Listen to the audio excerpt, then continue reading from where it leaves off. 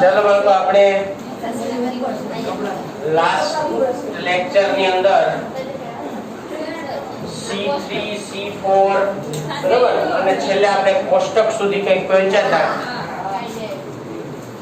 અને મેં તમને એ વાત કરી હતી કે કોષ્ટક જે છે તમારે વ્યવસ્થિત રીતે બધા જ એના જે કોઈ પણ પ્રશ્ન છે એમાંના કોષ્ટકના તમારે લખવાના છે એમાં બરાબર. એ બંનેમાં શું સામ્યતાઓ જોવા મળે છે, શું વિવિધતાઓ જોવા મળે છે, બંનેની અંદર તફાવત કયો કયો છે, એ દરેક વસ્તુ જે છે એ આપણે એની અંદર લખવાની હતી. તો હવે એના પછી ટોપિકમાં આપણે આગળ વધીએ છીએ. પ્રકાશ સંશ્લેષણ પર અસર કરતા પરિબળો. બરાબર. એના પછીનો આ ચેપ્ટરનો લાસ્ટ ટોપિક છે કે પ્રકાશ સંશ્લેષણ ની જે પ્રક્રિયા છે એના પર કયા કયા પરિબળો અસર કરતા હોય છે, એટલે અસર કરતા પરિબળો એના વિશે આપણે વાત આગળ વધારીએ. પ્રકાશ સંશ્લેષણની પ્રક્રિયા માટે ઘણા ઘટકો જરૂરી છે. આપણે ઓલરેડી વાત કરી ચૂક્યા છીએ કે જો વનસ્પતિને પ્રકાશ સંશ્લેષણ કરવું હોય, જો વનસ્પતિમાં પ્રકાશ સંશ્લેષણની પ્રક્રિયા કરવી હોય તો એના માટે એને ઘણા ઘટકોની આવશ્યકતા રહેતી હોય. બરાબર. જેમ કે સૌથી પહેલા તો વનસ્પતિનું પર્ણ અથવા તો પ્રકાશ સંશ્લેષી ભાગો. પર્ણ, પ્રકાંડ, ઘણી વનસ્પતિ એવી છે કે એના પ્રકાંડમાં પણ પ્રકાશ સંશ્લેષણની પ્રક્રિયા થાય. એને આપણે પર્ણ સદૃશ પ્રકાંડ તરીકે ઓળખીએ છીએ. આપણે પ્રકાંડની અંદર ઓલરેડી એની વાત કરી ચૂક્યા છે, તમને યાદ હશે. બરાબર કે ભાઈ થોર હોય, ફાફડા થોર, હાથલા થોર, આ બધી થોર એનું પ્રકાંડ જે છે એ પ્રકાશ સંશ્લેષણનું કામ કરી શકે છે. બીજા આપણે વાત કરી છે એની અંદર CO2 કાર્બન ડાયોક્સાઇડ. બરાબર. ત્રીજું છે એની અંદર પાણી અને બીજો અગત્યનો ઘટક એની અંદર એ છે પ્રકાશ. તો આવી ઘણી અલગ અલગ પ્રકારના જે ઘટકો છે, પર્ણ હોય, પ્રકાંડ હોય, કાર્બન ડાયોક્સાઇડ હોય, પાણી હોય, પ્રકાશ હોય, બરાબર, અને અન્ય સંયોજનો બધું આવી ગયું. બધા સંયોજનો ઉત્સેચકો હોય કે એવા જે કોઈ પણ ઘટકો ઓલરેડી આપણે એની વાત આગળ કરી ચૂક્યા છીએ. આવા બધા ઘટકોની પ્રકાશ સંશ્લેષણની પ્રક્રિયા ઉપર આપણને અસર જોવા મળતી હોય છે. જો આ અસરની વાત કરીએ તો સામાન્ય રીતે પ્રકાશ સંશ્લેષણ ઉપર અસર કરતા પરિબળો છે ને મુખ્યત્વે બે પ્રકારના હોય. આપણે એને બે પ્રકાર પાડીએ. એક તો કે બાહ્ય પરિબળો કે જે ક્યાં હોય તો કે વનસ્પતિની બહારના ભાગે. બરાબર. બીજું તો કે અંતઃ પરિબળો અથવા આંતરિક પરિબળો. તો એ ક્યાં હોય? વનસ્પતિની અંદર. તો આવા બે પ્રકારના પરિબળોને એમાંથી આપણે જુદા પાડીએ અને પછી આપણે વાત કરીએ કે પ્રકાશ સંશ્લેષણ પર બે પ્રકારના પરિબળો જે છે એ એના ઉપર અસર કરતા હોય છે. તો આપણે એમાં જો વાત કરીએ ભાઈ પ્રકાશ સંશ્લેષણ પર મુખ્યત્વે બે પ્રકારના પરિબળો બરાબર એ એના ઉપર અસર કરે છે. હવે આ બે પરિબળો કયા કયા અસર કરે છે? તો એના બે પરિબળો જે છે એના પ્રકાર વિશેની આપણે એમાં વાત કરીએ. સૌથી પહેલું છે આંતરિક પરિબળો અને બીજું છે બાહ્ય પરિબળો. તો પરિબળો બે પ્રકારના છે. એમાં બે ભાગ પાડી દઈએ આપણે એટલે તમને જેથી સમજવામાં થોડીક સરળતા રહે. સૌથી પહેલું બાહ્ય પરિબળો. બરાબર. બાહ્ય પરિબળો અને બીજું આંતરિક પરિબળો. બે પ્રકારના પરિબળો પ્રકાશ સંશ્લેષણની પ્રક્રિયા પર અસર કરતા હોય. આપણે એના બે પ્રકાર પાડીએ છીએ અહીંયા. એક છે બાહ્ય પરિબળ, બીજું છે આંતરિક પરિબળ. બાહ્ય પરિબળ એટલે શું ભાઈ? તો કે વાતાવરણના ઘટકો અને વનસ્પતિના જે કોઈ પણ એમાંના બાહ્ય ભાગો છે, બરાબર, બાહ્ય અંગો છે, એ બધાનો સમાવેશ થાય. એને બાહ્ય પરિબળો કહેવાય. આંતરિક પરિબળો એટલે શું? કે વનસ્પતિની અંતઃસ્થ રચના અને દેહધર્મ વિદ્યામાં અસર કરતા જે પરિબળો હોય ને એને કયા પરિબળો કહેવાય? આંતરિક પરિબળો. પ્રકાશ સંશ્લેષણ ઉપર ઘણા બધા ઘટકો અસર કરે છે. બરાબર. આ ઘટકોને આપણે મુખ્યત્વે બે પ્રકારમાં વિભાજિત કરેલા છે. એક જેને કહેવાય બાહ્ય પરિબળ, બીજા જેને કહેવાય આંતરિક પરિબળ. બાહ્ય પરિબળોની વાત કરીએ તો એમાં સૌથી પહેલા શું આવશે ભાઈ? CO2, કાર્બન ડાયોક્સાઇડની સાંદ્રતા. આ પહેલી વસ્તુ. બરાબર, કાર્બન ડાયોક્સાઇડની સાંદ્રતા. બીજું શું આવશે? પાણી. ત્રીજું શું આવશે? પ્રકાશ. બાહ્ય પરિબળો યાદ રાખો. CO2 ની સાંદ્રતા, પાણી, પ્રકાશ, આ બધા પરિબળો જે છે એ વનસ્પતિના કયા પરિબળો કહેશો?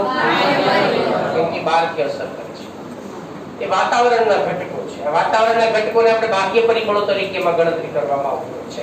તો આ રીતે CO2, પ્રકાશ, હા, અને બીજું જે એક પરિબળ રહ્યું છે તાપમાન. બરાબર, કયું પરિબળ? તાપમાન. આ બધા પરિબળોને આપણે બાહ્ય પરિબળ. હવે આંતરિક પરિબળોમાં શું શેનો સમાવેશ થાય એ આપણે જોઈએ. આંતરિક પરિબળની અંદર એટલે વનસ્પતિની પોતાની અમુક બાબતોનો આપણે અહીંયા ધ્યાનમાં લઈશું. જેમ કે સૌથી પહેલા છે પર્ણની સંખ્યા. પહેલી વસ્તુ, જો ભાઈ વનસ્પતિમાં પર્ણની સંખ્યા જેમ વધારે એમ પ્રકાશ સંશ્લેષણનો દર વધારે. બીજી વસ્તુ પર્ણની ગોઠવણી, જેને આપણે પર્ણ વિન્યાસ કહેવાય. યાદ છે ને? પર્ણની વિન્યાસ, પર્ણ ગોઠવણી. વનસ્પતિની અંદર પર્ણ એવી રીતે ગોઠવાયેલા હોય કે જેથી સામાન્ય રીતે એને પ્રકાશ બધાને સરખો મળી શકે. એક જૂથમાં ન હોય ગીચોગીચ. બરાબર, ગીચોગીચ ન હોય, છૂટા છવાયા હોય કે જેથી બધાને પ્રકાશ મળી શકે. અને એટલા માટે પ્રકાશ સંશ્લેષણ બધા પર્ણો વ્યવસ્થિત પૂરતું પ્રમાણમાં કરી શકે. એટલે પર્ણની ગોઠવણી. તો એક છે પર્ણની સંખ્યા, બીજી છે પર્ણની ગોઠવણી, ત્રીજી છે પર્ણનું કદ અને પર્ણની ઉંમર. બરાબર, એનો સમય, કેટલી ઉંમર છે એની પર્ણની, અને એનું કદ કેવડું છે, તો એ પણ એના ઉપર આધાર રાખે છે. પર્ણનું કદ, બરાબર, પર્ણનું કદ અને એની ઉંમર. હવે તમે જાણો છો કે જો પર્ણનું કદ મોટું તો પ્રકાશ સંશ્લેષણનો દર વધારે. પર્ણની ઉંમર, બરાબર, ઉંમર એટલે ધારો કે કોઈ પર્ણ હોય વનસ્પતિમાં, કોઈ કુમળું પર્ણ છે, હજી માંડ ઉગી છે, હજી થોડું કુમળું પર્ણ છે, પછી ધીમે ધીમે ધીમે વિકસિત બને એટલે પૂર્ણ વિકસિત બને છે. પૂર્ણ વિકસિત બને ત્યારે એમાં પ્રકાશ સંશ્લેષણનો દર વધારે હોય. હવે ધીમે ધીમે ઉંમર વધતી જાય એટલે પર્ણ ધીમે ધીમે પાનખર, જેની પાન ખરવાની સ્થિતિ છે એ દિશામાં ધીમે ધીમે આગળ વધે. તો પાન ખરવાની દિશામાં કોઈ પણ પર્ણ આગળ વધે તો એ લીલા રંગનું હોય તો ધીમે ધીમે આછા પીળા રંગનું થાય. છેવટે કેવું બની જાય? પીળા રંગનું બની શું કરે છે? ખરી પડે છે. હવે જો એ ખરી પડે તો પછી પ્રકાશ સંશ્લેષણની પ્રક્રિયા પોતે જ બંધ કરી દેશે. સીધો અર્થ થયો કે નહીં? તો પર્ણની ઉંમર ઉપર પણ પ્રકાશ સંશ્લેષણની પ્રક્રિયા જે છે એનો દર એના ઉપર પણ આપણને આધારિત જોવા મળતો છે. બીજું આપણે જો વાત કરીએ એમાં પર્ણની અંદર મધ્ય પર્ણ પેશીના કોષોની સંખ્યા. મધ્ય પર્ણ પેશીના કોષોની સંખ્યા. મધ્ય પર્ણ પેશી એટલે ખબર છે તમને? તો આ મધ્ય પર્ણ પેશીમાં પ્રકાશ સંશ્લેષી કોષોની સંખ્યા. જો કોષોની સંખ્યા ઓછી તો પ્રકાશ સંશ્લેષણ ઓછું, અને જો કોષોની સંખ્યા વધારે તો પ્રકાશ સંશ્લેષણ વધારે. કેમ કે કોષો વધારે હોય તો હરિતકણ વધારે હોય ને, હરિતકણ વધારે હોય તો પ્રકાશ સંશ્લેષણ વધારે થાય. બરાબર, એટલે વધારે લોકો હોય તો વધારે કામ થાય. આ તો એના જેવી વાત થઈ. બરાબર, વધારે લોકો હોય તો કામ વધારે થાય, પણ ઘણી વખત ઊંધું થાય. વધારે લોકો હોય તો ઊંધું નાખી ઘણું હો ભાઈ, નકાવા ભેગા થઈ ગયા હોય તો. પણ અહીંયા વનસ્પતિના પર્ણમાં પર્ણ મધ્ય પેશીના કોષો બધા જ કાર્યશીલ છે. એના કોષોની સંખ્યા કેટલી છે એ પણ એના ઉપર આપણને આધાર જોવા મળતો હોય છે કે પર્ણની અંદર એમાં એની કોષોની સંખ્યા કેટલી છે. ઓકે, લાસ્ટ વન, છેલ્લું, આના કોષોમાં હરિતકણની સંખ્યા. કોષોમાં હરિતકણની સંખ્યા. હવે યાદ કરો તો આપણે હરિતકણ વિશે કોષની અંદર ભેળા હતા, યાદ છે? ત્યારે એમાં આપણે હરિતકણની સંખ્યા વિશે પણ વાત કરી હતી. કેટલીક વનસ્પતિ અને કેટલાક સજીવો, ખાસ કરીને લીલ ક્લેમિડોમોનાસ જેવા એવા છે કે એમાં એક જ હોય સંખ્યામાં, અને કેટલાકમાં સંખ્યામાં સંખ્યા કેટલી છે એના ઉપર એનો આધાર હોય. સંખ્યા વધુ તો પ્રકાશ સંશ્લેષણ વધુ, જો સંખ્યા ઓછી તો પ્રકાશ સંશ્લેષણ ઓછું. તો આવા બધી જે બાબતો છે એ બાબતોને આપણે એ વનસ્પતિની પ્રકાશ સંશ્લેષણ પર અસર કરતા પરિબળો તરીકે ઓળખવામાં આવે છે. ઓબ્જેક્ટિવ પ્રશ્નની દ્રષ્ટિએ આ બાબતો ખાસ તમારે એની અંદર યાદ રાખવાની છે. ઓકે, હવે આપણે ન્યૂનતમ માત્રાની નિયમના પ્રયોગ વિશેની વાત કરીએ. ન્યૂનતમ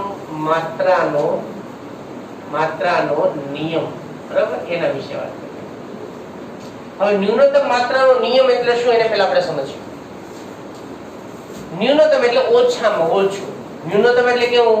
ઓછામાં ઓછું.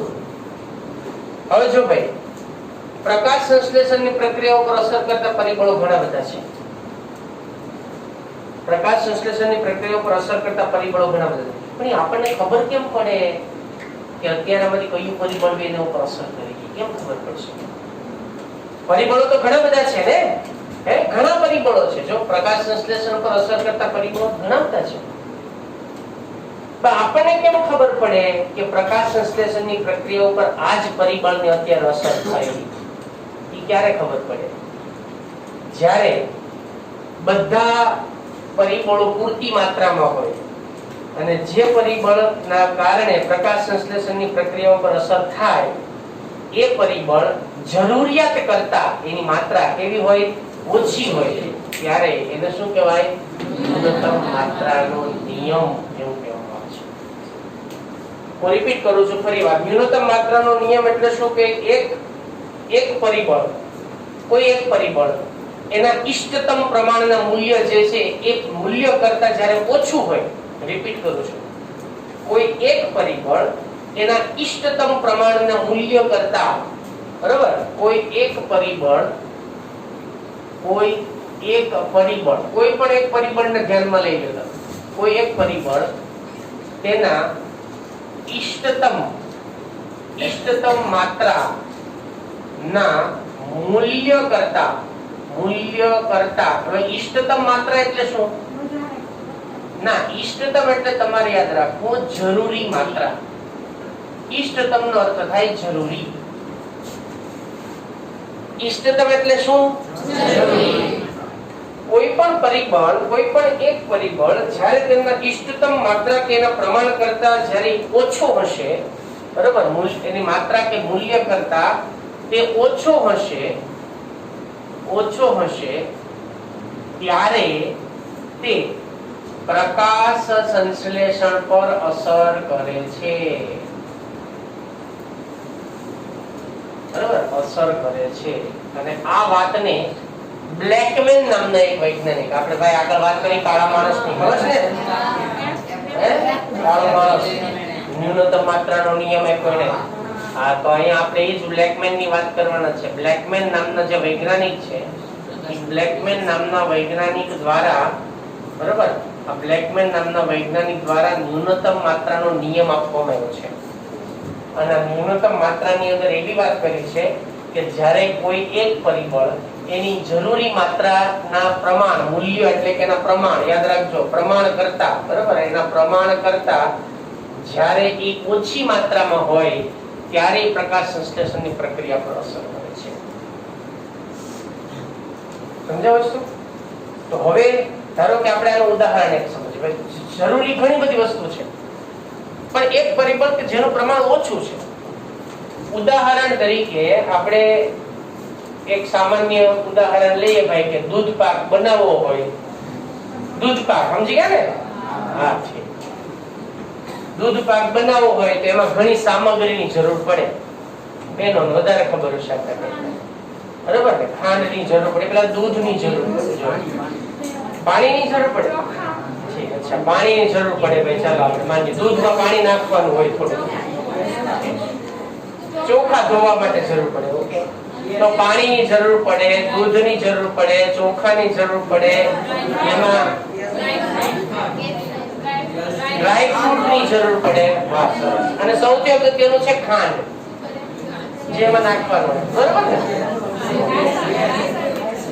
આ બધી વસ્તુની જરૂર પડે. જરૂરી છે બધુંની જરૂર પડે. ઓકે, હવે એક સિમ્પલ વસ્તુ વિચારો ભાઈ કે આપણે એની અંદર બધું નાખ્યું, પૂરતા પ્રમાણમાં ડ્રાય ફ્રૂટ નાખ્યું, બરોબર એની અંદર આપણે ચોખા નાખ્યા, બરાબર, સરસ રીતે એને ગરમી આપી, બધું એને બરોબર આપ્યું, તપેલું સરસ મજાનું એમાં ધોયેલ કારવેલું હતું, પણ એક વસ્તુ નાખવાની આપણે એની અંદર ભૂલી ગયા. શું?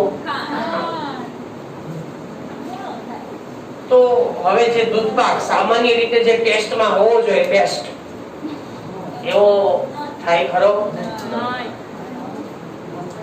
અથવા તો નાખી હોય તો પ્રમાણ ધારો કે જેટલું હોય જરૂરી એના કરતા કેવું થઈ ગયું? ઓછું થઈ ગયું, ઓછું થઈ ગયું, તો થોડોક મોળો લાગે આપણે, પણ જે ઓરિજિનલ ટેસ્ટ આવવો જોઈએ એવો આવ્યો. તો આને શું કહેવાય? આ બાબતને શું કહેવાય? ન્યૂનતમ માત્રા એટલે કે એક કરતા વધારે પરિબળો પ્રક્રિયામાં ભાગ લેતા હોય છે, અસર કરતા હોય છે. જેમ મેં હમણાં કીધું તમને, ગરમી એટલે કે તાપમાન અસર કરે છે, બરોબર. એની અંદર આપણે ડ્રાય ફ્રૂટ નાખીએ, દૂધ કેવું લીધું છે પાછું એ પણ અગત્યનું છે ભાઈ, બરાબર. વધારે પાણીને ઠપકાર્યો ને પાછો તો પાછો એમાં ટેસ્ટ નું ઘણું બધું બદલાઈ જાય પાછું એમાં, બરાબર. એટલે એ બધું પણ એમાં અસર કરતું હોય છે. એટલે બ્લેકમેન નામના વૈજ્ઞાનિકે એ જ વાત કરી છે કે ભાઈ જ્યારે કોઈ પણ એક પરિબળ એટલે કે ખાંડ એના ઇષ્ટતમ પ્રમાણ એટલે કે એની જરૂરી માત્રા કરતા કેવું હોય? ઓછું હોય, ત્યારે એ પ્રકાશ સંશ્લેષણ, એટલે અહીંયા આપણે આ બધાની વાત કરીએ છીએ, બરાબર. ઉદાહરણ આપણે દૂધ પાકનું લઈને વાત કરીએ છીએ, ત્યારે આ બધા પરિબળોમાંથી કોઈ પણ એક એની ઇષ્ટતમ માત્રાથી જ્યારે ઓછું હોય ત્યારે પ્રકાશ સંશ્લેષણના દર ઉપર અસર કરે છે. આને આપણે ન્યૂનતમ માત્રાના નિયમ તરીકે ઓળખી શકાય. અને ઘણા બધા પરિબળો જે એક સાથે એક જૈવ રાસાયણિક પ્રક્રિયા પર અસર કરતા હોય ત્યારે જ આ ન્યૂનતમ માત્રાનો નિયમ લાગુ પડે છે. યાદ રાખજો. જ્યારે બ્લેકમેને શું કીધું હતું ભાઈ કે જ્યારે કોઈ એક જૈવ રાસાયણિક પ્રક્રિયા પર એક જૈવ રાસાયણિક પ્રક્રિયા પર ઘણા બધા પરિબળો અસર કરતા હોય, ઘણા બધા પરિબળો અસર કરતા હોય, બરાબર, ત્યારે ન્યૂનતમ માત્રાનો નિયમ એમાં લાગુ પડે. કેમ કે જે પરિબળનું પ્રમાણ એની ઇષ્ટતમ પ્રમાણ કરતા કેવું રહે? ઓછું, તો એના પરિણામે પ્રકાશ સંશ્લેષણની પ્રક્રિયામાં અવરોધ ઊભો થાય.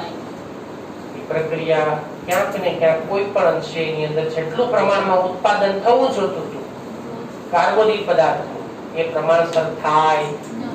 બાકી બધું પૂરતું આપો ને, પણ છતાં પણ એ પ્રક્રિયા પ્રમાણસર થતી નથી. તો આને કયો નિયમ કહેશો આપણે? ન્યૂનતમ માત્રાનો પ્રયોગ. આ નિયમ આ કોણે આપેલો છે? બરાબર. આ કોણે આપ્યો છે? એટલે આમ જે પરિબળ એની ન્યૂનતમ માત્રાની નજીક હશે એ પરિબળ જે છે, બરાબર, એ પ્રકાશ સંશ્લેષણ પર અસર કરતું હોય. એટલે ઇષ્ટતમ માત્રા કરતા ઓછું, ન્યૂનતમ માત્રાની નજીક, બરાબર, એ પરિબળ આના ઉપર અસર કરતું હશે. ન્યૂનતમ એટલે ઓછામાં ઓછું, જેનું પ્રમાણ ઓછું હશે, બરાબર, એ એના ઉપર અસરકારક પ્રદર્શન છે. ઉદાહરણ તરીકે ધારો કે આપણે એવું સમજીએ ભાઈ કે તમે વનસ્પતિને પ્રકાશ સંશ્લેષણની પ્રક્રિયા માટે સમજો. પ્રકાશ સંશ્લેષણની પ્રક્રિયા ધારો કે પર્ણમાં પ્રકાશ સંશ્લેષણની પ્રક્રિયા થાય છે, બરાબર. આમાં પ્રકાશ સંશ્લેષણની પ્રક્રિયા આપણને થતી જોવા મળે છે. તમે એને પૂરતો લાઈટ આપી છે, પ્રકાશ પૂરતો આપ્યો છે, બરાબર. CO2 પૂરતા પ્રમાણમાં છે, CO2 પણ પૂરતો છે, પ્રકાશ પણ પૂરતો છે, હરિતકણ પણ જરૂરી એટલા એમાં છે, પાણી પણ એમાં જોઈએ એટલો હાજર છે, પાણી પણ પૂરતા પ્રમાણમાં છે,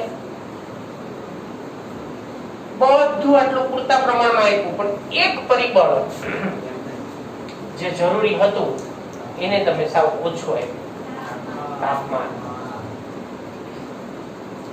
તો પ્રક્રિયા ઉપર અસર થશે ને.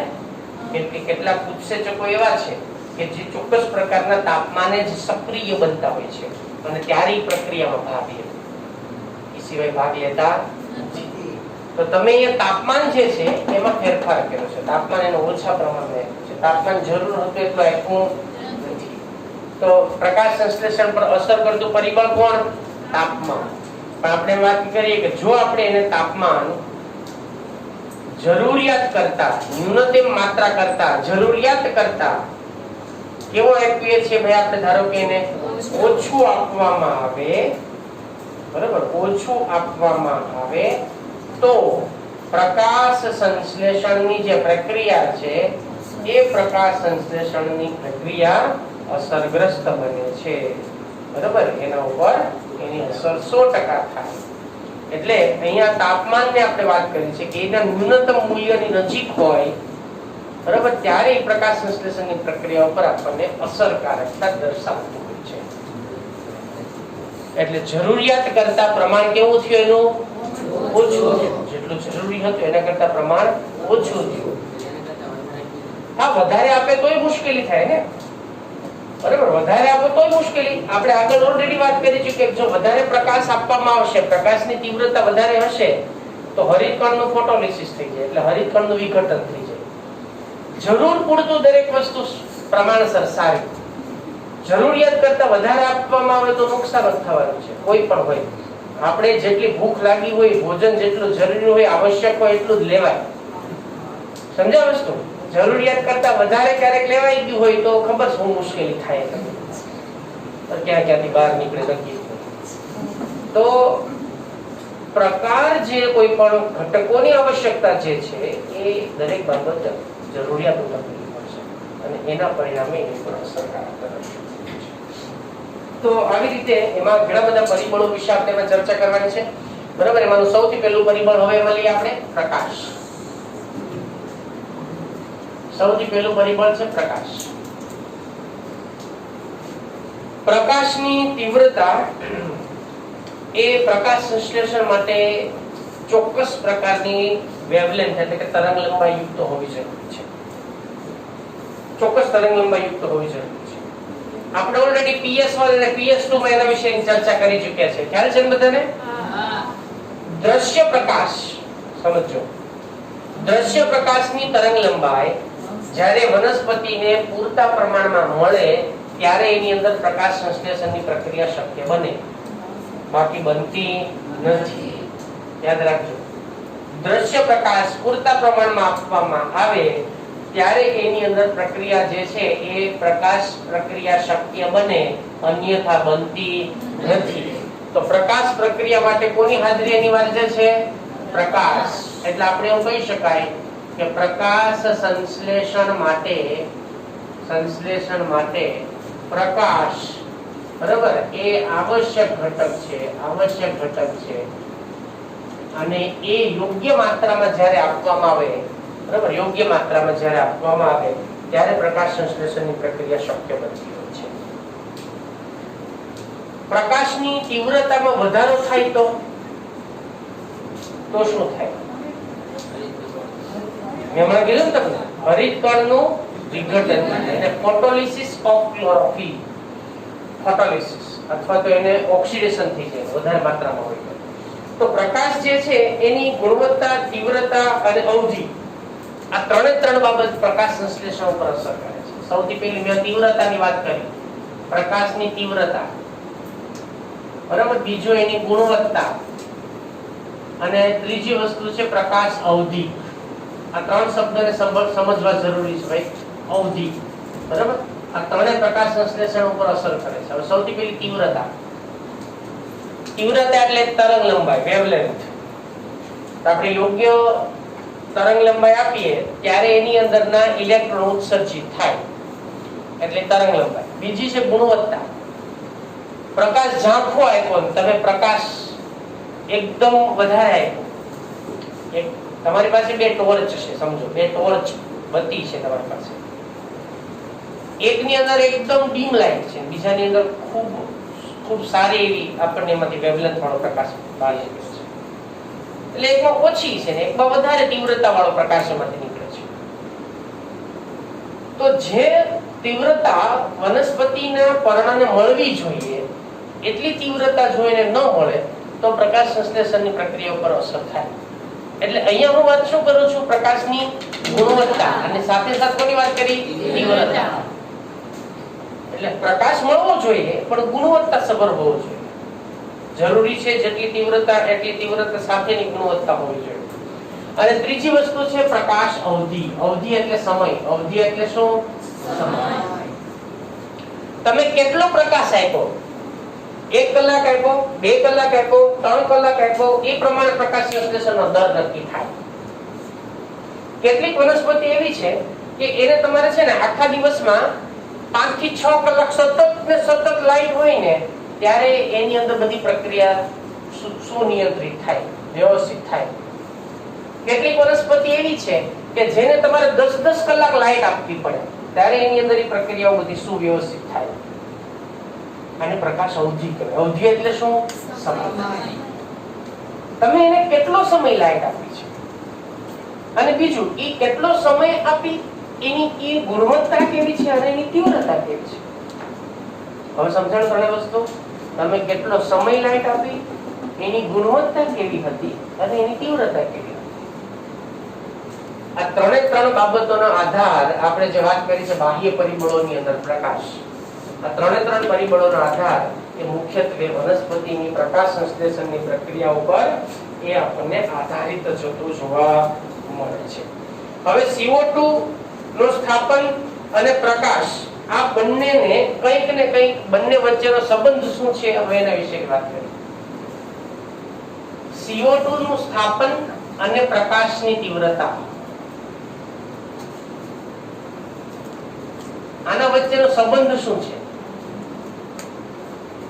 આ સમજીએ આપણે. એક ગ્રાફ તમને આપેલો છે ટેક્સ્ટ બુક ની અંદર, બરાબર? એ ગ્રાફ ની અંદર પ્રકાશની તીવ્રતા અને પ્રકાશ સંશ્લેષણનો દર એ બંને વસ્તુ તેમાં નક્કી કરવામાં આવેલી છે.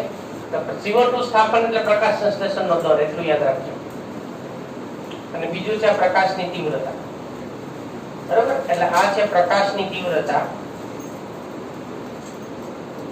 અને એ તીવ્રતા વધે એમ CO2 નું સ્થાપન શું થાય, અને એ સ્થાપન થાય તો એની અંદર પ્રકાશ સંશ્લેષણ, બરાબર, એનો દરમાં શું ફેરફાર થાય એ આપણે જોવાનું છે.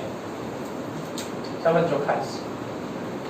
જ્યારે કોઈ પણ વનસ્પતિ ઉપર પ્રકાશની તીવ્રતા જો વધતી જાય, સમજો પ્રકાશની તીવ્રતા વધે તો પ્રકાશ સંશ્લેષણનો દર પણ શું થાય છે? વધે છે. સમજો પ્રકાશની તીવ્રતા વધતા પ્રકાશ સંશ્લેષણનો દર વધતો જ જાય પણ કાયમ ન વધે. એક સમય એવો આવે કે તમે પ્રકાશની તીવ્રતામાં ગમે એટલો વધારો કરો પણ પ્રકાશ સંશ્લેષણનો દર પછી એની અંદર વધતો નથી, અચળ થઈ જાય છે. કેવો થઈ જાય છે? અચળ. તો આ શું બતાવે કે પ્રકાશ સંશ્લેષણની પ્રક્રિયા ચોક્કસ પ્રકાશની તીવ્રતામાં જ સારામાં સારી રીતે થાય.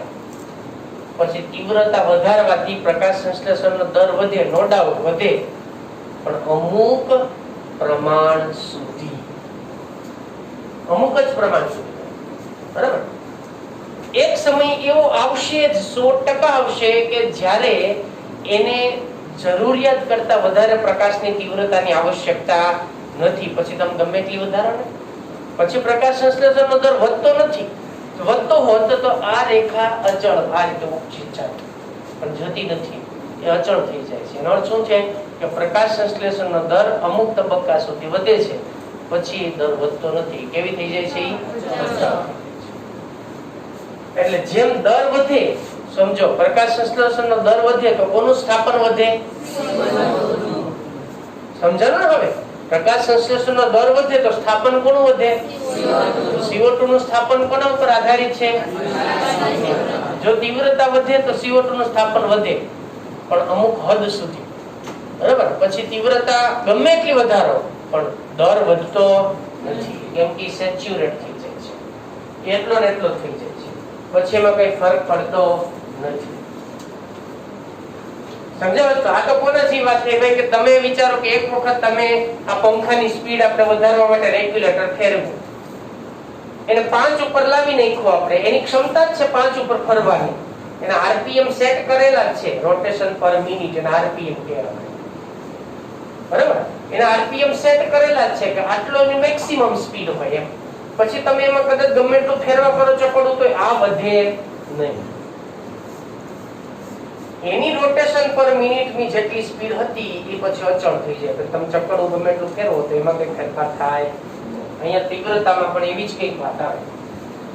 બરાબર, તીવ્રતામાં પણ એવી જ કંઈક વાત આવે કે એક વખત તીવ્રતાનું પ્રમાણ જેટલું જરૂર હતું એટલું મળી ગયું એટલે આ પ્રકારની પ્રક્રિયા જે છે એનો દર કેવો થઈ જાય છે? અચળ. પછી વધતો નથી. એટલે આ રીતે પ્રકાશ સંશ્લેષણ જે છે, પ્રકાશ સંશ્લેષણની અંદર ઘણા બધા જે સીમિત પરિબળો છે એ સીમિત પરિબળોમાંનું એક પરિબળ તરીકે આપણે પ્રકાશને ગણી શકીએ છીએ.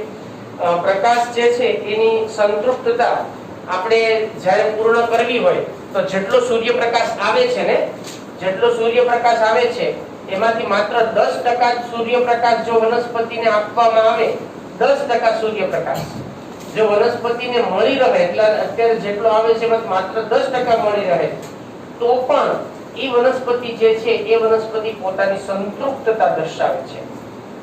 સંતૃપ્તતા દર્શાવે છે. બાકીના કોઈ પ્રકાશની વનસ્પતિને આવશ્યકતા નથી. જેટલો મળે એમાંથી કેટલા ટકા? 10% માત્ર મળશે ને તો પણ પ્રકાશ સંશ્લેષણ કરી શકશે. બરાબર, એટલે આ પ્રક્રિયા જે છે એ પણ એની ઉપર આપણને અસરકારકતા દર્શાવતી હોય છે. હવે પ્રકાશ એ પણ એક સીમાંકિત પરિબળ તરીકે આપણને જોવા મળે છે. શા માટે? હમણાં મેં તમને વાત કરી કે જો પ્રકાશની તીવ્રતામાં વધારો કરવામાં આવે, જો પ્રકાશની તીવ્રતામાં બરાબર વધારો કરવામાં આવે, વધારો થાય તો હરિતકણ જે છે, હરિતકણ બરાબર, એ હરિતકણનું શું થાય છે? વિઘટન થાય છે. વિઘટન થાય છે.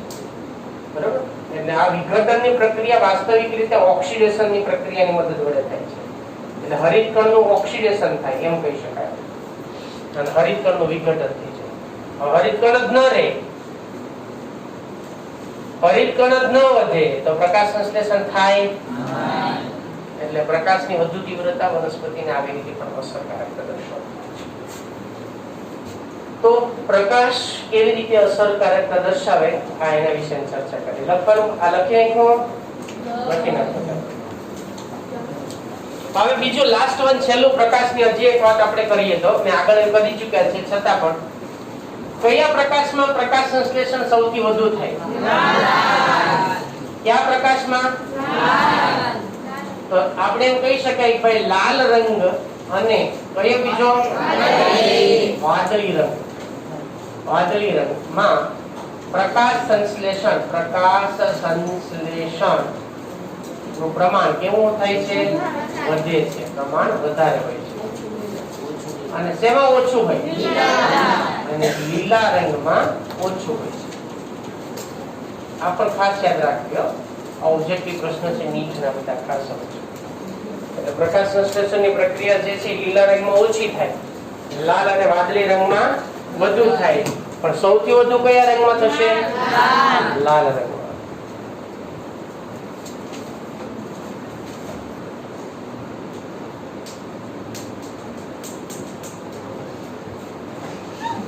ચાલો તો હવે પ્રકાશ એક અગત્યના પરિબળ વિશેની આપણે વાત કરી ચૂક્યા છીએ. હવે એના પછીનું બીજું પરિબળ બરાબર એ છે કાર્બન ડાયોક્સાઇડ. એ એક અગત્યનું પરિબળ છે CO2 બરાબર, કાર્બન ડાયોક્સાઇડ. અને આ જે CO2 ની સાંદ્રતા છે એ CO2 ની સાંદ્રતા એ કેટલી હોય અને એના ઉપર પ્રકાશ સંશ્લેષણની પ્રક્રિયા જે છે એમાં CO2 ની સાંદ્રતા કેવી રીતે અસરકારકતા દર્શાવતી હોય છે એના વિશેની આપણે વાત કરીએ. કેટલીક પ્રાથમિક બાબતોની જો આપણે વાત કરીએ, તમે બધા તો લગભગ જાણો છો કે વાતાવરણમાં બરાબર, વાતાવરણમાં કાર્બન ડાયોક્સાઇડ નું પ્રમાણ કેટલું? કાર્બન ડાયોક્સાઇડ નું પ્રમાણ વાતાવરણમાં કેટલું? 0.03 થી 0.04% જેટલું. 0.03 થી 0.04% જેટલું. આ ઓબ્જેક્ટિવ પ્રશ્ન. હવે આટલું પ્રમાણ છે છતાં ગ્લોબલ વોર્મિંગ જેવી મોટી સમસ્યા ઊભી થાય. તો વિચારો કે જો આ પ્રમાણમાં વધારો થાય તો પૃથ્વી ઉપર ઘણી બધી મુશ્કેલીઓ સર્જાય, ઘણી મુશ્કેલીઓ સર્જાય પૃથ્વી ઉપર. સૌથી પહેલા તાપમાનમાં વધારો થાય, બીજું એ ગ્લોબલ ઇફેક્ટ આખી જે છે આખી પૃથ્વી ઉપર એની અસર આખી પૃથ્વી ઉપર આપણને થતી જોવા મળશે. એટલે ગ્લોબલ ઇફેક્ટ થાય, ઓઝોનના સ્તરમાં ગાબડાઓ પડવાનું શરૂ થાય, તાપમાનમાં વધારો શરૂ થાય. એ ભાઈ ઘણા બધા પરિબળો અથવા ઘણી બધી પરિબળો ઉપર અસર કરતા હોય છે. તો અહીંયા આપણે વાતાવરણમાં CO2 નું પ્રમાણ જે છે એ 0.03 થી 0.04% જેટલું છે. જો આ પ્રમાણ, હવે સમજો, જો આ પ્રમાણ 0.05% સુધી પહોંચે તો, બરાબર, સુધી પહોંચે તો પ્રકાશ સંશ્લેષણની પ્રક્રિયામાં વધારો થાય. બરાબર, તો પ્રકાશ સંશ્લેષણના દરમાં વધારો થાય. ક્યાં સુધી પહોંચે તો 0.05%. પણ એનાથી વધે તો પછી ઉલટાનું નુકસાન થાય. બરાબર, અને જો તેનાથી વધે તો એમાં નુકસાન પણ થાય. એટલે જરૂરી વધારો પણ કેટલો હોય તો કે જરૂરિયાત હોય એટલો જ હોય, એનાથી વધુ ન જોઈએ. એટલે પ્રકાશ સંશ્લેષણ જે છે એ પ્રકાશ સંશ્લેષણ એક અગત્યનું પરિબળ છે. બરાબર, CO2 જે છે પ્રકાશ સંશ્લેષણ માટે CO2 ની સાંદ્રતા એ એક અગત્યનું પરિબળ છે. બરાબર, આ એક અગત્યનું પરિબળ છે એમ પણ આપણે એની અંદર કહી શકાય છે. આ એક સીમાંકિત પરિબળ છે એમ પણ કહી શકાય, કેમ કે પ્રકાશ સંશ્લેષણની અંદર સૌથી વધારે જરૂરિયાત આપણે સ્થાપનની આની જ કરવાની છે. બરાબર, એટલા માટે વાતાવરણની અંદર પ્રકાશ સંશ્લેષણની પ્રક્રિયા જેટલી વધારે થાય તેટલું વાતાવરણ શુદ્ધ થાય, કેમ કે વાતાવરણમાં CO2 નું પ્રમાણ આપણે હંમેશા ઘટાડવાનો પ્રયત્ન કરવો જોઈએ. વાતાવરણમાં CO2 નું પ્રમાણ હંમેશા ઘટાડવાનો પ્રયત્ન કરવો જોઈએ. કોનું પ્રમાણ વધારવાનો પ્રયત્ન કરવો જોઈએ? ઓક્સિજન. બરાબર, ઓક્સિજન નું પ્રમાણ જે છે એની અંદર હંમેશા વધારો થાય એવો પ્રયત્ન આપણે કરવો જોઈએ. હવે વાત આપણે એ કરીએ કે CO2 ની સાંદ્રતામાં જો વધારો થાય કેટલા સુધીનો? 0.05% સુધીનો તો ફાયદો થાય, પણ એનાથી વધારે થાય તો નુકસાન પણ થાય. હવે C3 વનસ્પતિ અને C4 વનસ્પતિમાં આની શું અસર થાય છે એ બેને જુદી જુદી સમજીએ આપણે. C3 વનસ્પતિ ઉપર એની અસર અને C4 વનસ્પતિ ઉપર એની અસર, બંનેમાં અલગ અલગ સમજીએ. C4 વનસ્પતિમાં અસર, બરાબર, બંનેમાં આપણે જુદું જુદું સમજીએ, તફાવતની દ્રષ્ટિએ તમને થોડો ખ્યાલ રહે એટલા માટે. હવે C3 વનસ્પતિ જે છે, બરાબર, એ C3 વનસ્પતિ CO2 ની સાંદ્રતા વધુ હોય પણ જો પ્રકાશ ઓછો હોય, સમજો આપણે પ્રકાશની CO2 ની મેં અહીંયા વાત કરી છે, તમને ખ્યાલ છે? જો આ જ વાત કરી છે આપણે. હું રિપીટ કરું છું, જો CO2 ની સાંદ્રતા જે છે એ વધુ હોય અને પ્રકાશ ઓછો હોય તો કોઈ પ્રતિક્રિયા થાય નહીં. યાદ રાખજો, બરાબર. એટલે અહીંયા શું વાત થઈ કે જો CO2 નું પ્રમાણ કેવું હોય છે? વધારે હોય. CO2 નું પ્રમાણ વધારે હોય, પરંતુ જો પ્રકાશ ઓછો હોય તો આ C3 વનસ્પતિ, બરાબર, તો કોઈ પ્રતિક્રિયા દર્શાવતી નથી, કોઈ પ્રતિક્રિયા થતી નથી, પ્રકાશ સંશ્લેષણ નથી થતું. સેમ વસ્તુ ભાઈ C4 માં યાદ જોવા મળે છે. એટલે બેઠો મુદ્દો તમારે અહીં લખી નાખવાનો, સેમ એઝ. હવે આ રીતે લખી નાખવાનું, સેમ એઝ C3. બરાબર, C3 માં જેવું છે એવું ને એવું તમારે અહીંયા C4 માં પણ લખી નાખવાનું, કેમ કે બંનેમાં સરખું જ હોય. જો CO2 નું પ્રમાણ આમાં પણ વધે પણ જો પ્રકાશ ઓછો હોય તો C4 પર કોઈ પ્રતિક્રિયા દર્શાવતી નથી. તો હવે આપણે વાત કરીએ CO2 ની સંતૃપ્તતા, કે C3 વનસ્પતિને કેટલું CO2 જોઈએ અને C4 વનસ્પતિને કેટલો CO2 જોઈએ. બરાબર, C3 વનસ્પતિને કેટલો CO2 જોઈએ અને C4 વનસ્પતિને કેટલો CO2 જોઈએ. કેમ કે આપણે જે વાત કરીએ છીએ કોની વાત કરીએ છીએ CO2 ની સાંદ્રતા, બરાબર. તો C3 વનસ્પતિને 450 μ1 પ્રતિ લિટર, બરાબર. આ એનું પ્રમાણ છે. ઓબ્જેક્ટિવ પ્રશ્ન ખાસ યાદ રાખજો. 450 μ1 પ્રતિ લિટર, પ્રતિ લિટર. આમ પણ લખી શકાય અથવા આમ પણ લખી શકાય, પ્રતિ લિટર, બરાબર. આ એનો પ્રમાણનો આંકડો છે. આટલું પ્રમાણ જે છે, આટલી સંતૃપ્તતા, જ્યારે CO2 નું પ્રમાણ આટલું હોય ત્યારે C3 વનસ્પતિને પૂરતા પ્રમાણમાં કાર્બન ડાયોક્સાઇડ મેળવો એવું કહી શકાય અને સંતૃપ્ત બને, બરાબર. એટલે 450 μ1 પ્રતિ લિટર સાંદ્રતાએ C3 વનસ્પતિ સંતૃપ્તતા દર્શાવે છે. યાદ રાખજો, ઓબ્જેક્ટિવ પ્રશ્ન કે C3 વનસ્પતિની કેટલી સાંદ્રતા છે કાર્બન ડાયોક્સાઇડની? 450 μ1 પ્રતિ લિટર, બરાબર. ઘણા μl પ્રતિ લિટર, પણ μl નથી, વાસ્તવિક રીતે ત્યાં μ1 હોય, બરાબર. કેમ કે પ્રતિ લિટર પાછું μl ને રીતે આપણે ન માપી શકાય, એટલા માટે. ઓકે, હવે બીજું એની સાપેક્ષમાં જો આપણે વાત કરીએ C4 માં, તો 360 μ1 પ્રતિ લિટર સાંદ્રતા, બરાબર. આટલી સાંદ્રતા એ કોણ C4 વનસ્પતિ શું થાય છે?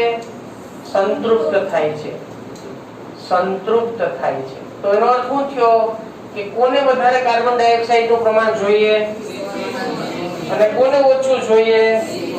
આની અંદર આટલું પ્રમાણ જોઈએ, આમાં આપણે જાણીએ છીએ કે આટલું જ પ્રમાણ જોઈએ. તો એનો અર્થ એવો થાય કે C3 વનસ્પતિને વધુ CO2 ની આવશ્યકતા છે, જ્યારે કોને? C4 વનસ્પતિને કેટલી છે પ્રમાણમાં? ઓછી જરૂરિયાત છે. આમાં જરૂરિયાત ઓછી છે છતાં ઉત્પાદન વધુ છે, અહીં જરૂરિયાત વધારે છે છતાં ઉત્પાદન ઓછું છે. આ તમે બધા જાણો છો, આગળ આપણે ઓલરેડી વાત કરી ચૂક્યા છીએ. એટલે C4 કરતા CO2 વધારે અહીંયા જરૂર પડે છે. એનો અર્થ એ થાય કે C3 વનસ્પતિ જે છે એને C4 કરતા CO2 સાથે વધુ પ્રતિક્રિયા કરે છે. એટલે C4 કરતા CO2 સાથે વધુ પ્રતિક્રિયા દર્શાવે છે. વધુ પ્રતિક્રિયા ક્યારે કરે? કે જ્યારે એની જરૂરિયાત વધારે હોય ત્યારે વધારે પ્રતિક્રિયા દર્શાવે છે. કોણ? C3 વનસ્પતિ. જ્યારે C4 શું કરે? C3 વનસ્પતિ કરતા CO2 સાથે કેવી પ્રતિક્રિયા દર્શાવે છે ભાઈ? ઓછી પ્રતિક્રિયા દર્શાવે છે, પ્રતિક્રિયા દર્શાવે છે. અહીંયા હમણાં મેં જે વાત કરી તમને કે જો CO2 નું પ્રમાણ અમુક સાંદ્રતા એ પહોંચે ત્યારે સારામાં સારું સંતૃપ્તતા મેળવે, C3 વનસ્પતિ સારામાં સારું પ્રકાશ સંશ્લેષણ કરે. C4 વનસ્પતિને જો આટલી સાંદ્રતા કાર્બન ડાયોક્સાઇડ ની મળે તો એ સંતૃપ્ત થાય, સારામાં સારું પ્રકાશ સંશ્લેષણ કરે. પણ અહીંયા આપણે શું વાત કરી કે આ સંતૃપ્તતાનું પ્રમાણ કેટલા ટકા સુધી પહોંચવું જોઈએ? 0.05%. અને એના કરતા વધે તો શું થાય? નુકસાન થાય. એટલે કાર્બન ડાયોક્સાઇડ એ પ્રકાશ સંશ્લેષણની પ્રક્રિયા માટેનું એક અગત્યનું પરિબળ આપણે એને ગણી શકાય, બરોબર. જો એનું પ્રમાણ જરૂરિયાત કરતા થોડુંક વધે, એટલે જેટલું વાતાવરણમાં હાજર છે એના કરતા જો થોડુંક વધે તો પ્રકાશ સંશ્લેષણની પ્રક્રિયા વધે, પણ જો એના કરતા વધે તો પાછી પ્રક્રિયા ઘટે એટલે નુકસાન થાય છે વનસ્પતિને, એટલા માટે એને ઘટાડો થાય છે.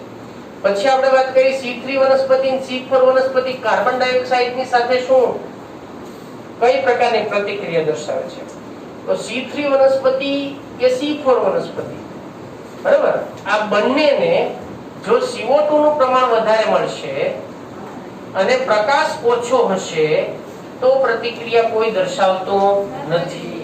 પણ જો C3 વનસ્પતિને 450 ml સાંદ્રતાએ પ્રાપ્ત થઈ જાય તો એ સારામાં સારું પ્રકાશ સંશ્લેષણ કરે, અને 360 μ1 પ્રતિ લિટર સાંદ્રતા મળે તો એ સારામાં સારું પ્રકાશ સંશ્લેષણ માટેની પ્રતિક્રિયા દર્શાવી શકે છે. તો પ્રકાશ સંશ્લેષણ માટે પ્રતિક્રિયા માટે કાર્બન ડાયોક્સાઇડની શું ભૂમિકા છે, કેટલું પ્રમાણ હોવું આવશ્યક છે, બરાબર, આ એના વિશેની આપણે વાત. હવે એના પછીનું પરિબળ જે છે એમાંનું ખાસ એ કયું છે, હવે તાપમાન, એના વિશે આપણે ચર્ચા કરીએ, બરાબર. એના પછીનું એક પરિબળ એ છે તાપમાન.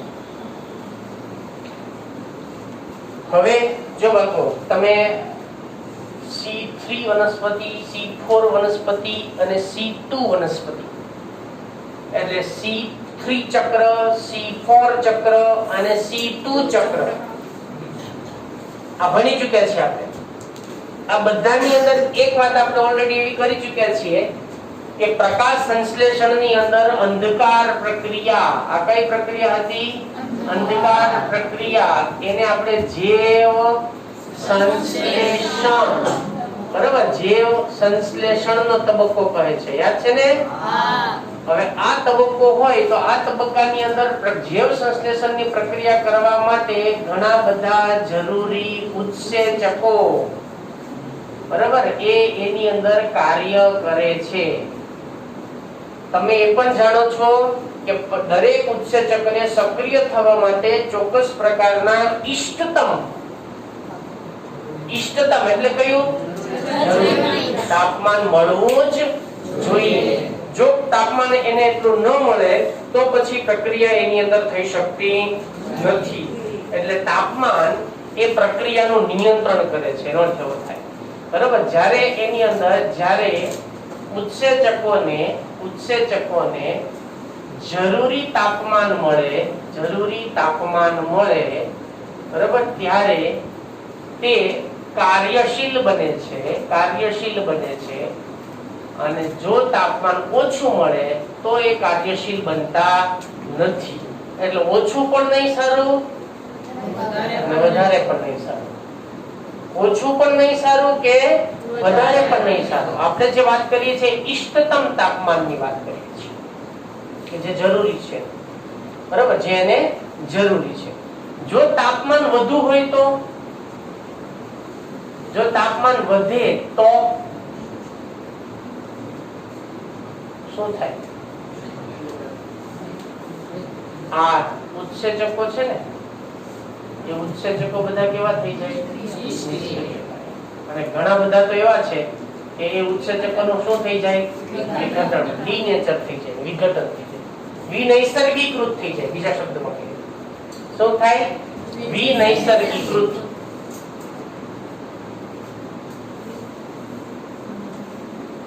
વિનૈસર્ગીકૃત, ઇનએક્ટિવેટ થઈ જશે.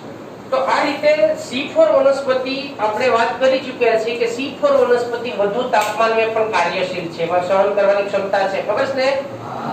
C4 વનસ્પતિમાં C4 વનસ્પતિમાં વધુ તાપમાન, બરાબર, એ સહન કરવાની ક્ષમતા છે. સહન કરવાની ક્ષમતા તેમાં જોવા મળે છે, પણ C3 માં આવું જોવા મળતું નથી. એટલે આ પાછી લિમિટેશન છે C3 અને C4 ની અંદર, બરાબર. તો C3 વનસ્પતિ એ ખૂબ ઓછું ઇષ્ટતમ તાપમાન ધરાવે છે, જ્યારે C4 વનસ્પતિ ઊંચું ઇષ્ટતમ તાપમાન ધરાવે છે. તો કોનું તાપમાન ઓછું જોઈએ? C3 વનસ્પતિ ને ઓછું ઇષ્ટતમ એટલે કેવું? જરૂરી ઇષ્ટતમ તાપમાન જોઈએ, બરાબર. જ્યારે C4 ને વધુ ઇષ્ટતમ તાપમાન જોઈએ. ઇષ્ટતમ તાપમાન જરૂરી છે. તો આ રીતે તાપમાન જે છે એ C4 C3 વનસ્પતિમાં કેવી રીતે અસરકારકતા દર્શાવે છે, અને દરેક પ્રકાશ સંશ્લેષણની પ્રક્રિયા જે છે એના ઉપર જુદી જુદી વનસ્પતિઓની અંદર આનું પ્રમાણ પણ જુદું જુદું હોય છે. જો તમે જાણો, કેટલીક વનસ્પતિ એવી છે કે બરફ આચ્છાદિત વિસ્તારમાં હોય. ક્યાં હોય? કેટલીક વનસ્પતિ એવી છે કે મરુ નિવાસી હોય. કેટલીક વનસ્પતિ એવી છે કે રણ પ્રદેશમાં સાવ એકદમ ઉજ્જવળ રણ હોય, ક્યાંય હોય જ નહીં, સીધું તાપમાન ખૂબ વધારે હોય, ત્યાં ભેજ ખૂબ ઓછા પ્રમાણમાં છે, ત્યાં વધારે જોવા મળશે. કેટલીક એવી છે કે વરસાવાની જંગલોમાં હોય, જેને સતત સરસ મજાનું પાણી મળે, એટમોસ્ફિયર મળે, બરાબર, ત્યાં પણ ઉગી નીકળતી હોય છે. તો એનો શું થયું ભાઈ કે જુદા જુદા પ્રકારના નિવસન તંત્રની અંદર પછી સમશીતોષ્ણ વનસ્પતિ હોય કે ઉષ્ણ કટિબંધની વનસ્પતિ હોય, બધાની અંદર બધાને તાપમાનની આવશ્યકતા કેવી છે? જુદા જુદા પ્રકારની છે. શીત કટિબંધ, ઉષ્ણ કટિબંધ અને સમશીતોષ્ણ કટિબંધ, આ ત્રણ શબ્દનો અર્થ સમજો છો ને તમે? શીત એટલે કેવું? ઉષ્ણ એટલે?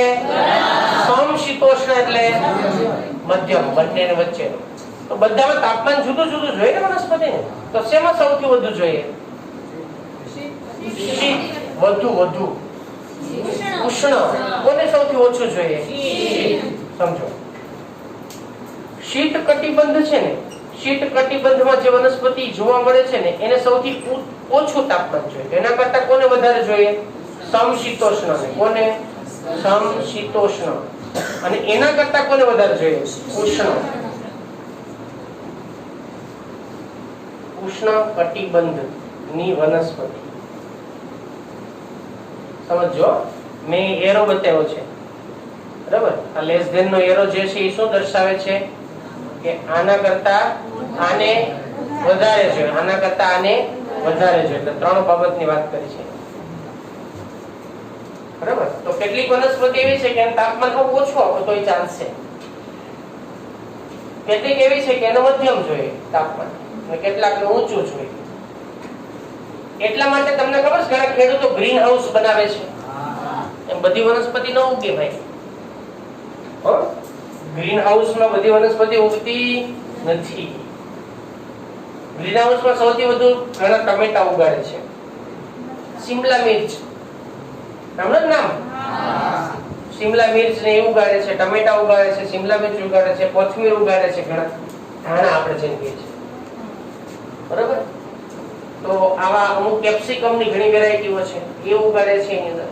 પછી પાલક અને એની સાથે સાથે આપણે જો વાત કરીએ ભાઈ તો ટૂંકમાં એવી ઘણી નાના પાંદડા વાળી પણ અમુક વનસ્પતિઓ છે, શાકભાજી છે, પણ ખાસ આ ટમેટા, શિમલા મિર્ચ એનું સૌથી વધુ ઉત્પાદન ત્યાં. એટલે ગ્રીન હાઉસ ની અંદર પણ બાળકોને ધ્યાન રાખવામાં આવતું હોય છે કે કઈ વનસ્પતિને કેટલું તાપમાન જોઈએ, એના આધારે ગ્રીન હાઉસ ની અંદર એને એ પ્રકારનું તાપમાન જે છે એ નિર્ધારિત કરવામાં આવતું હોય છે અથવા તો આપવામાં આવતું હોય છે. અને એના આધારે એ વનસ્પતિ જે છે એની અંદર આપણને સારામાં સારું ઉત્પાદન આપતી હોય, બરાબર, એમાંથી આપણને પ્રાપ્ત થઈ શકે છે. તો આ એમાંનું પરિબળ કયું છે? તાપમાન. હવે ત્રીજું પરિબળ એમાંનું વાત કરીએ આપણે પાણી, બરાબર? પાણી એ પ્રકાશ સંશ્લેષણની પ્રક્રિયામાં ખૂબ અગત્યનો ભાગ ભજવે છે. આપણે જાણીએ છીએ કે ઓક્સિજનનું નિર્માણ ત્યારે જ શક્ય બને જો પાણીનું પ્રકાશ પ્રેરિત વિઘટન થાય, બરાબર? એટલે પાણી એ પ્રકાશ સંશ્લેષણની અંદર એક મહત્વપૂર્ણ પરિબળ છે અને સમગ્ર વનસ્પતિ અને પ્રક્રિયા ઉપર એની અસર તો આપણને જોવા મળતી જ હોય છે. એટલે એના પછીનું અગત્યનું પરિબળ છે પાણી. એટલે પાણી એ પ્રકાશ સંશ્લેષણની પ્રક્રિયાની અંદર એક અગત્યનું પરિબળ છે અને વનસ્પતિને જીવિત રહેવા માટે થઈ અને આમ જોઈએ તો સમગ્ર પ્રક્રિયા અને વનસ્પતિ પર, સમગ્ર વનસ્પતિ, બરાબર, એ બંને પર એની જે અસર છે એ અસર આપણને એની અંદર જોવા મળે છે. બંનેની અંદર આપણને અસર જોવા મળતી હોય છે. સમગ્ર પ્રક્રિયા ઉપર પણ થાય પ્રકાશ સંશ્લેષણ, કેમ કે પાણીનું પ્રકાશ પ્રેરિત વિઘટન પાણી હોય તો જ થાય અને તો જ ઓક્સિજન ઉત્પન્ન થાય, બરાબર, અને તો જ NADPH2 એનું પણ નિર્માણ થાય અને તો જ ATP નું પણ નિર્માણ થાય. યાદ કરો કિમોઓસ્મોટિક સિદ્ધાંત યાદ છે? થાઇલેકોઇડ પટલમાં શું થાય? પાણીનું પ્રકાશ પ્રેરિત વિઘટન, અને એમાંથી શું ઉત્પન્ન થાય? H+, યાદ છે ને? અને એના પરિણામે પ્રોટોન ધાવન સર્જાય અને ATP નું નિર્માણ થાય. તો પાણી જે છે એ પાણીની અંદર ઘણી બધી પ્રક્રિયા, પાણી જો ઓછું હોય, આપણે એક સિમ્પલ વસ્તુ વિચારીએ, જો પાણી ઓછું હોય તો પાણી ઓછું હોય તો જળતાણની સ્થિતિ સર્જાય કે નહીં? પાણી ઓછું હોય તો જળતાણની સ્થિતિ સર્જાય? બાળકો જાગો છો? જળતાણ, બરાબર, જળતાણની સ્થિતિ સર્જાય. તો જળતાણની સ્થિતિ એટલે શું? પાણીની ખેંચ અનુભવાય. હવે જો જળતાણની સ્થિતિ સર્જાય તો બાષ્પોત્સર્જનનો દર ઘટે ને? યાદ છે? શેનો દર ઘટે? બાષ્પોત્સર્જન, બરાબર. આ બાષ્પોત્સર્જનનો દર ઘટે.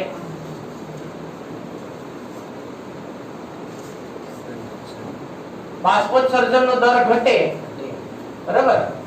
તો વાયુરંધ્ર બંધ થાય કે ન થાય? વાયુરંધ્ર બંધ થાય. વાયુરંધ્ર બંધ થાય તો વાયુઓની આપ-લે ઓછી થઈ જાય. તો જેટલું કાર્બન ડાયોક્સાઇડ જેટલું જોઈએ એટલું મળે ખરું? તો હવે તમે વિચારો તો એના પરિણામે શું થાય ભાઈ? તો કે વાયુરંધ્ર બંધ થાય. વાયુરંધ્ર બંધ થાય તો ઘણી વનસ્પતિ એવી છે કે એમાં પર્ણવલન પણ થાય. ખબર? પર્ણવલન. પર્ણવલન થાય એટલે શું થાય? પાંદડું વળી જાય. પાંદડું શું થાય? વળી જાય. પાંદડું વળી જાય તો સપાટીમાં શું થાય?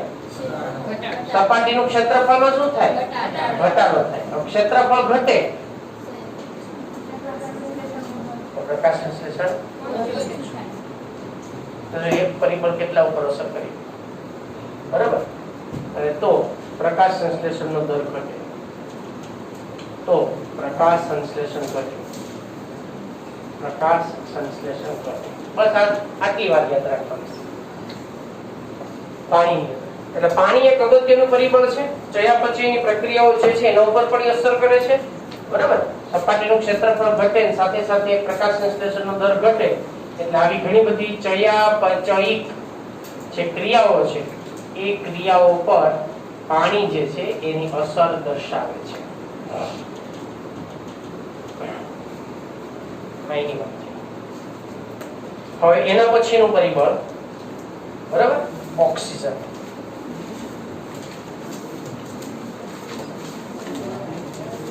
ટેક્સ્ટ બુકમાં છે? હું નીટ માટે લખું છું. ઓક્સિજન. જો ઓક્સિજનનું પ્રમાણ વધે, જો વાસ્તવિક રીતે તો ભાઈ ઓક્સિજન એ પ્રકાશ સંશ્લેષણની દેન છે કે નહીં?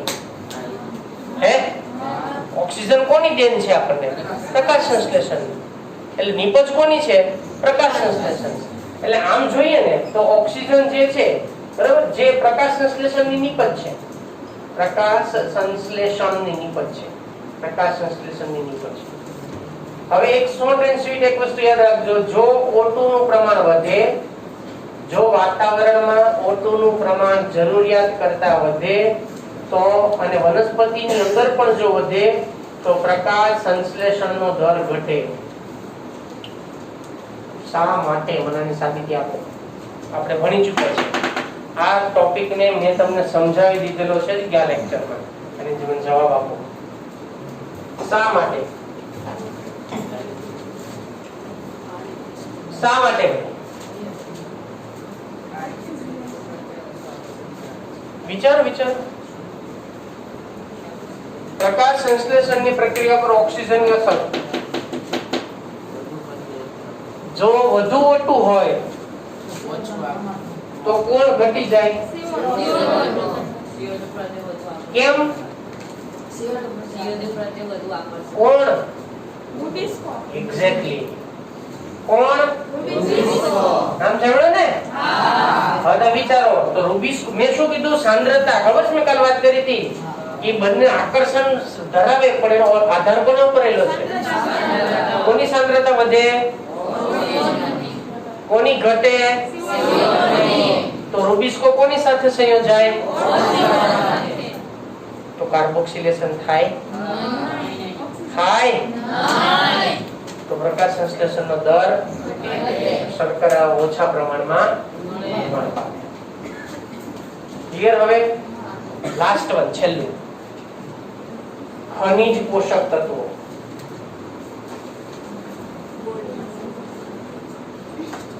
બાળકો ઘણા ખનિજ પોષક તત્વો એવા છે કે જે પ્રકાશ સંશ્લેષણની પ્રક્રિયામાં અગત્યનો ભાગ ભજવે છે, જેમ કે calcium Ca+2, chlorine Cl-, Mn manganese, બરાબર ને, મેગ્નેશિયમ અને Mg મેગ્નેશિયમ. આ બધા એવા ઘટકો છે કે જે પ્રકાશ સંશ્લેષણની પ્રક્રિયામાં અગત્યનો ભાગ ભજવે છે. કેમ કે યાદ કરો, પાણીનું પ્રકાશ પ્રેરિત વિઘટન યાદ છે? એમાં આપણે કંઈક આ 3 નામ લખ્યા હતા, તમને ખ્યાલ હશે. અને આ ચોથો છે ને, એ ક્લોરોફિલનો બંધારણીય ઘટક છે. સમજાય ને? એટલે બધા અગત્યના છે. તો આ બધા તત્વો જે વનસ્પતિની અંદર પ્રકાશ સંશ્લેષણની પ્રક્રિયા ઉપર અસર કરતા પરિબળો છે. તો બાળકો અહીંયા આપણે લેસન નંબર 13 પ્રકાશ સંશ્લેષણ એના વિશેની સંપૂર્ણ કથા અહીંયા પૂર્ણ વિરામ આપીએ છીએ. આપણે આગળ નેક્સ્ટ લેક્ચરમાં નવા ચેપ્ટરની શરૂઆત આગળ કરીશું.